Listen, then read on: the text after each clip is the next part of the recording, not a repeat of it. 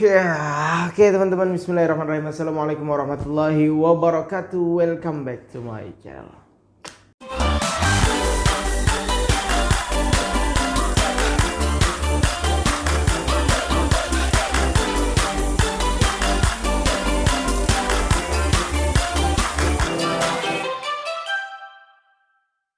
Kali ini gue ditemani oleh kawan gue, sahabat gue dari kecil ya.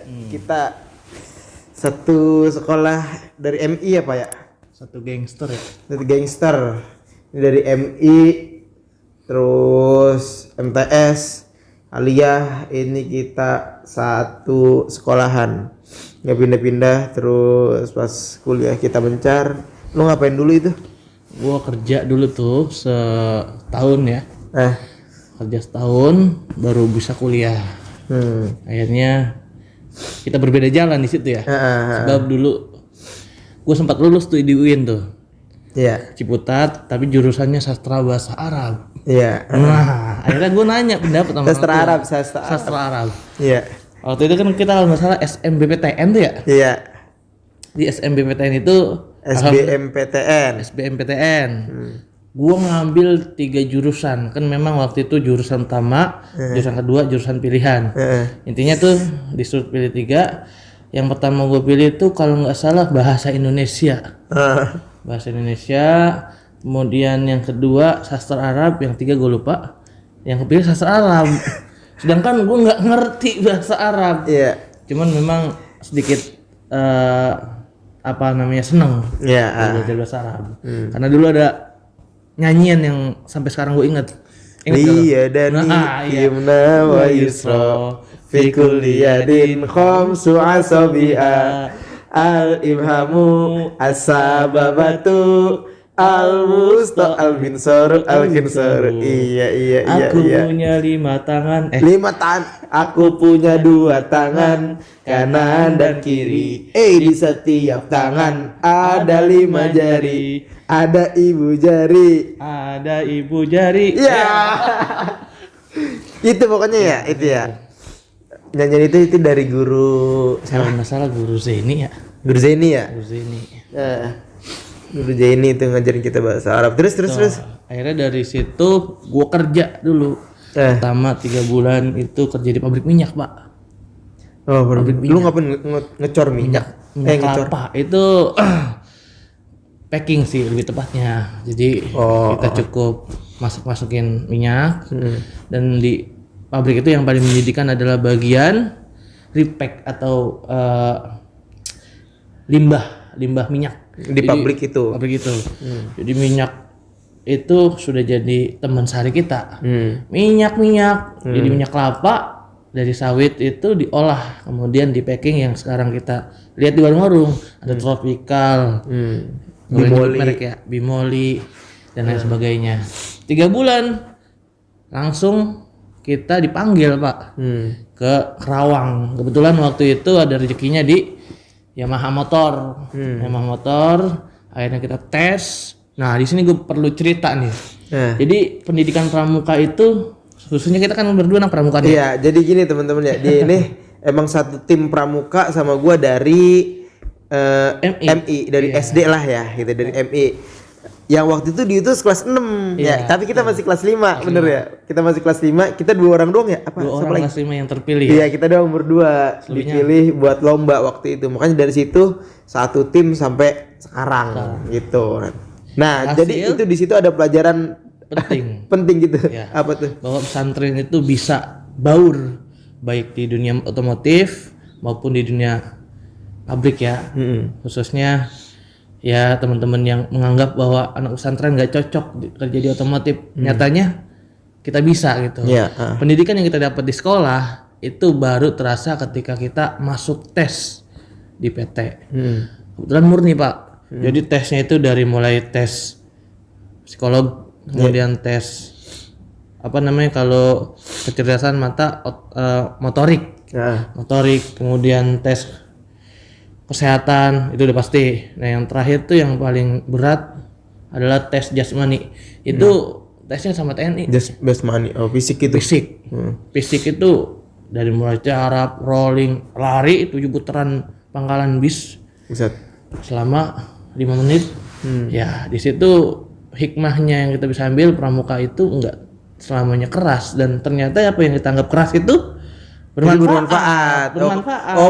Karena kita dulu disuruh begitu, dididik kayak gitu. Temen-temen yang lain pada tumbang. Kita dari jam 11 sampai jam 1 siang tengah lapangan, tengah hari uang hormat. Gimana nggak tumbang? Belum sarapan, belum makan. Sarapan udah mungkin ya. Makan siang jam 11 sampai jam 1, di situ terseleksi mana yang fisiknya kuat, mana yang fisiknya lemah.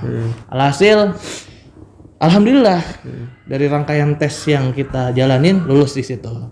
Alhasil kerja setahun, kumpul duit, baru kita kuliah dah. Di Cikarang ada yang namanya, sebut nggak mereknya nih? Iya. Universitas Pelita Bangsa. Sekarang juga udah banyak tuh alumni-alumni yang pada kuliah di situ ya. Di samping Jababeka. Terus sekarang kita kembali lagi satu tim. Dulu waktu kuliah udah beda. Ya. Udah beda. Gue jadi fokus dengan kuliah gue, organisasi gue. Dia gawe waktu itu, terus kuliah ya. Betul. Akhirnya kita dipertemukan lagi dalam satu tim yang bernama Abjad Media. Abjad Media. Ini jadi ini kita lagi ada di kantor Abjad Media. Sekarang lagi di renov. Teman-teman nanti jangan lupa subscribe nih Abjad Media. Ya, ini tungguin konten-konten berikutnya. Iya. Lanjut. Dulu gue inget waktu kecil dia itu masuk ke MI itu pas kelas 4. Iya, gue pindahan. Karena beliau pindahan, akhirnya beliau termasuk yang digandrungi banyak wanita pada kali itu. Gue masih imut-imut, Pak. Makanya wah sungguh luar biasa sekali ya. Dari situ kita mulai kenal, akrab, sampai naik ke MTS satu sekolah. Di situ kita biasa yang namanya anak putra. Kalau nengok ke jendela ada anak Ataka Putri. Jadi pesantren pesantren tempat kita sekolah itu ya, antara putra dan putri itu dipisah, dan tempatnya jauh, emang jauh gitu. Nggak bisa kelihatan sih dari Ataka Putra ke Ataka Putri, nggak bisa kelihatan. Cuman kalau misalnya kita naik motor atau jalan, dulu kita jalan ya sekolahnya. Jalan. Sekarang kayaknya jalan itu menghinakan ya. Minimal bawa motor anak-anak sekarang ya. Iya, jadi kalau kita jalan lewat pesantren putri itu ada di kelas-kelas pada ini. Pada ngintai lewat jendela. Iya, kita berasa artis di situ, Bos. Benar. Makanya di situ kita merasa bahwa seru juga nih kayaknya punya cewek anak putri. Iya. Alhasil naik ke Alia itu SMA ya. Kita kenal tuh sama beberapa anak putri. Ya, nah anak putri ini adalah mereka yang sekarang jadi geng kita juga. Dulu dari 2011 ya, Pak. Iya. 2011 itu kita kenal, ketemuannya tuh kalau liburan, tanya anak putri. Iya. Kalau iya, kita liburan hiburan cuma satu. Iya. Itu ke mall nonton. Udah. Dan itu kita kan kagak pada punya motor. Betul. Bener ya? Sekalinya punya motor ya motor orang tua, dan itu nggak pada punya STNK. Sedangkan kita ngelewatin polisi. Takut. Walhasil kita pada naik angkot waktu itu. Itu yang sungguh-sungguh polos ya. Iya sih. Naik motor naruh di rumah temen, naik angkot nyampe ke mall, nonton, pulang. Udah. Itu hiburan pas liburan. Nah, jadi persahabatan itu terus berjalan tuh 2011, 2012. Bahkan di 2013 kita pernah dipanggil sama BK. Saya doang sih, kayaknya belum enggak. Gue lolos. Itu kasusnya karena yang namanya anak pesantren. Nggak ada komunikasi HP, apalagi kayak sekarang ya istilahnya video callan. Dulu kita masih main suratan. Dulu dia punya buku diary nih. Minuman kesukaan, makanan kesukaan. Mifa. Iya. Alay banget dulu ya Allah. Akhirnya karena dulu masih zaman surat-suratan, ada razia tuh di Putri. Di pondok pesantren putrinya. Betul. Itu kena. Nama lu kesebut. Nama saya kesebut. Nama lu kesebut ya. Alhasil dipanggil, ditemusin dari Pondok Putri ke Pondok Putra. Kalau nama ini ngirim surat ke sini. Alif dipanggil. Gue udah ini sebenarnya itu apa? Udah deg-degan ya. Ini bagi nama-nama yang disebut nanti ketemu gitu kan? Iya. Ke ruang BK. Plak ada nama dia. Waduh, kena nih gue nih. Karena kan waktu itu gue punya doi kan di Putri kan. Iya. Bla. Untung gua kagak karena memang mainnya rapi. Ini kagak rapi mainnya. Sebab ada cepu yang satu. Jadi apa jangan-jangan yang nyepuin gua? bisa jadi ya. Maka dari itu hukuman waktu itu paling banget menghinakan adalah botak. Gua seumur-umur nggak pernah botak.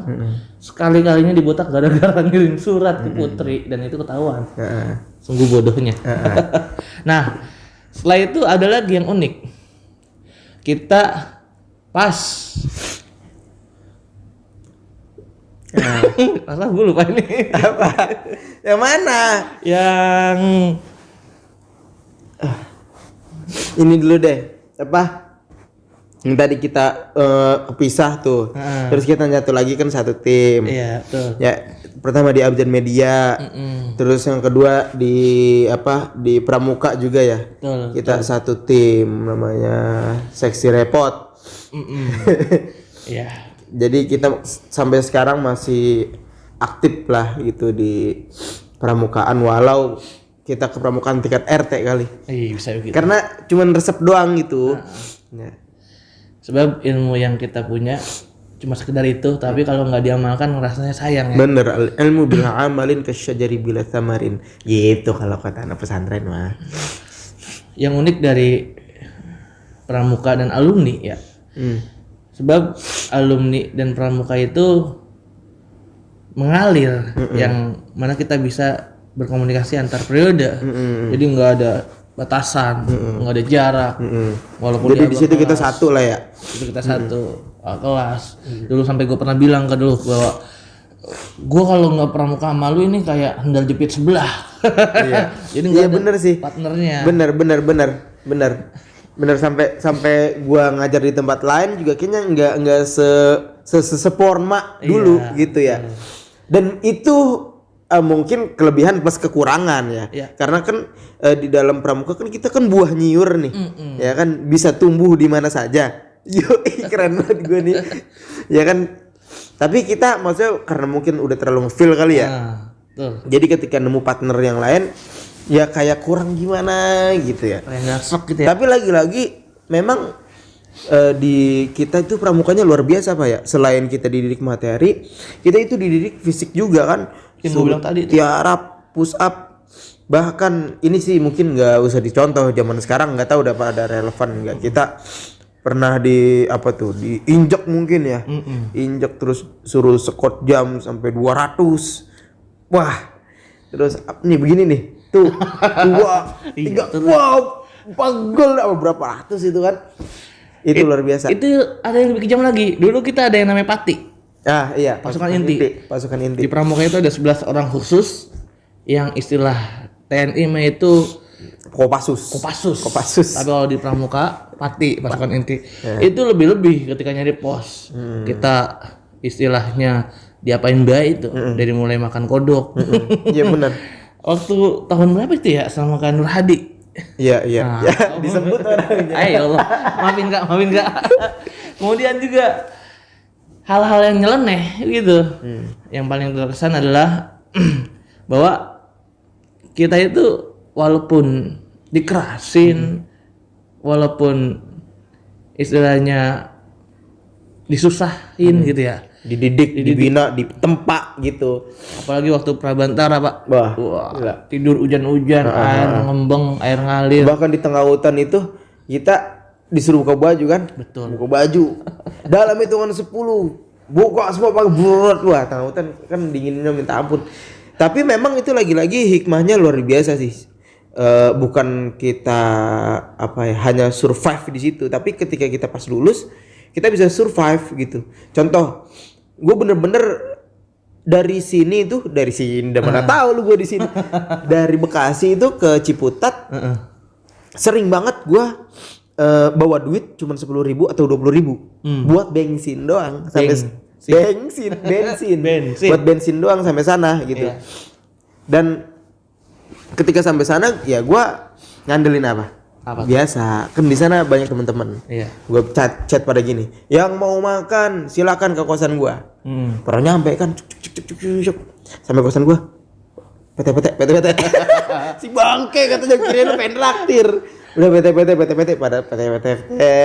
Gue yang jalan. Gue kan kagak patungan kan jadi situ gue sisihin dikit. Ini buat makan karne. Dan ngejar apa anak-anak sih ya, seneng-seneng aja karena emang kosan gue juga termasuk base camp juga ya. Ada juga kosan si Hanan dan almarhum Bang Rongrong ya.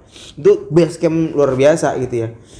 Jadi teman-teman pada main ke situ ya alhamdulillah makannya luar biasa gitu walaupun makan sesuap dua suap lah. Tapi itu pelajaran luar biasa sih. Itu ketika di Pramuka itu. Dan sampai sekarang kawan gue ini alhamdulillah udah laku. Alhamdulillah. Tinggal beliau doi akan menyusul. Amin. Siapakah gerangan yang akan mendampinginya? Dan lucunya juga istrinya dia ini anak putri juga ya. Anak Atakwa Putri. Itu gimana tuh? Pertemuannya itu gue jelasin di sini kan ya. Jadi dulu itu waktu kita MI sebenarnya gue udah kenal sama dia. Doi itu mainnya sama tetangga gue. Ketika dia main, gue lihat, ini anak cakep juga nih, lucu, foto bening, ucul. Alhasil di situ nggak tahu kenapa itu gue udah berpikiran bahwa ya Allah jadiin dia jodoh saya. Gitu. Itu dari SD. Dari MI kelas 5 sama kelas 4 MI ya. atau SD kelas 5 itu ya. masih ingusan. Iya. Apalagi dulu ileran ya. Nah, dari situ mungkin Allah denger ya. Ini bukannya ngagul tapi memang benar bukti fakta bahwa empok gue yang nawin gue kalau dia lewat gue ngintek di jendela. Jadi kalau bini gue lewat main, gue ngintek di jendela. Iya. Serunya lagi, tetangga gue itu ngajong-ngajogin.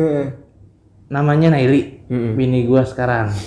Gue ya ada salam dari Naili. Waduh, gue udah girang banget, berbunga-bunga hati itu. Padahal itu masih bocah ya, masih SD.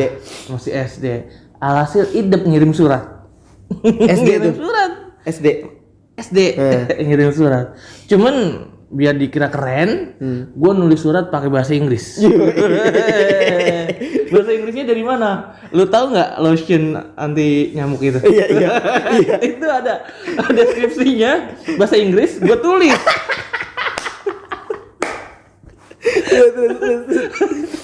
Akhirnya gue kirim, usut punya usut, dibalas, gue girang, sampai kontekan, naik ke Sanawiyah, ternyata ketahuannya pas Jaliyah, yang balas itu tetangga gua, baik di surat maupun di SMS dulu ada namanya Asia. Iya. Masih zaman Asia. Oh jadi suratnya nggak nyampe ke dia? Nggak nyampe ke dia. Nggak nyampe ke dia. Yang bales tetangga lu yang nyalamin itu. Betul. Gua bener-bener malu ketika udah jadi sama dia. Yang dulu waktu aku ngirim surat, kamu yang balas. Surat apaan katanya? Baru ketahuan pas nikah. Lah, berarti dulu nggak disampaikan dong sama Vika namanya ya. Lah nggak ada surat sih.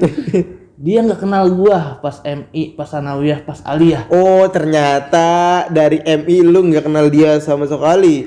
Salah, dia nggak kenal lu. Nggak kenal gua sama sekali. Tapi lu nya kepedean. Alhasil dari kepedean itu yang gue bisa bilang ketika Tinca bertasbih gitu. Dulu waktu kecil gue ngarepinnya dia, pas Sanawiyah lupa, akhirnya kan kenal sama yang lain, pas Aliyah lupa kenal sama yang lain, pas kuliah masih sama yang lain, pas sudah mau semester akhir udah kenal deket, sebab waktu itu ada musabakoh. Oh iya. 2014 kita baru lulus, dia baru lulus.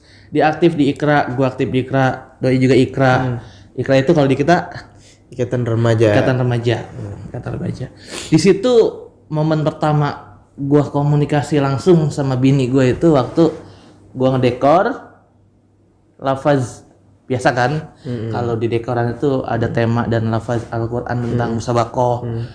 Gua ngomong langsung dengan pedenya, Nay, kira-kira apa nih ayat yang cocok? Fastabiqul khairat Kak. Dari situ pertemuan pertama dan pembahasan pertama.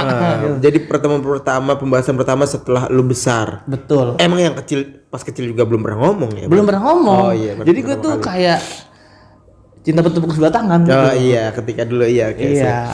Nggak bunyi dong. Gini dong. Betul. Akhirnya dari situ mulai kontekan beneran sama dia. Selama ini bukan dia. Tetangga sesuai. Dari situ mulai deket. Dia kuliah, minanterin, gua anterin. Alhasil karena udah nyaman. Nah, alhamdulillah sekarang jadi jodoh gitu. Iya, berarti emang luar biasa ya ketika seseorang yang kita incer itu kita bener-bener seriusin. Iya. Dan apa ya? Kita doain gitu ya, itu jadi juga ya Jadi ternyata juga. Ya. Dan emang teman-teman ini kehidupan gua sama dia ini 190 derajat ya. 190 180 sih. 180. 90 kelewat dong. Iya. Tuh mungkin ketika gua lulus ya dia kerja, mungkin kehidupan dia ya lempeng-lempeng aja. Namanya kita anak kuliahan kan. Betul. Wah, luar biasa itu. Gelombang-gelombang apa ya, bebas lah gitu Pak ya. Wah, kenal sana sini dan sebagainya sampai gua nemuin satu titik di mana aduh kayaknya gua terlalu jauh nih melenceng nih. Makanya di saat gua nemuin titik itu gua mutusin buat gua balik lagi gitu. Akhirnya gua coba memperbaiki diri. Tapi anehnya ketika gua memperbaiki diri yang datang itu apa ya? Godaan-godaan yang tidak baik itu terus datang. Ujiannya tuh. Sampai kan gue udah lama banget nih Pak ya, Iya. nggak ngerasain yang namanya jatuh lope, jatuh cinta. Sampai gue nemuin apa ya namanya jatuh cinta gitu sama seseorang. Wah, gue udah bertahun-tahun Pak. Nggak jatuh cinta? Nggak pernah. Gue ya hanya sekedar ketemu jalan, ya udah gitu aja. Udah gitu aja. Tapi gue nemuin satu orang, ini kok begini ya. Jadi tapi kita tantang lagi. Iya, tapi ya ada satu kendala lah gitu. Tapi mungkin kalau gua sih sekarang fokus gua untuk memperbaiki aja dulu diri, memperbaiki diri gua, memperbaiki ekonomi gua gitu kan. Sama memperbaiki relasi gua. Mudah-mudahan nanti ya kalau bisa sih tahun ini ya Tuhan ya Allah. Kalau nggak bisa tahun ini bagaimana caranya?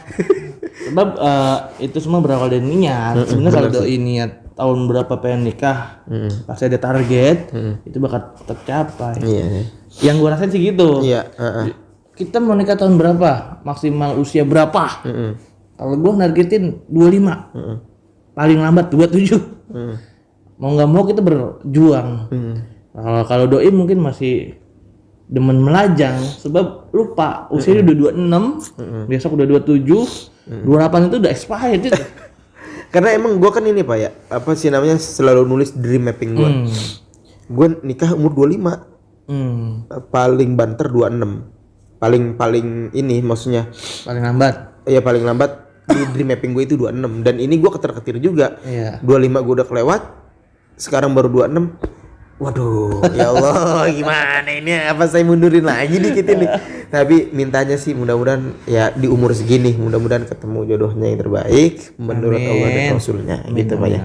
Gue pengen banget ngobrol banyak nih karena apa ya? Emang bocah yang dari kecil sama gue dia gitu, sampai sekarang.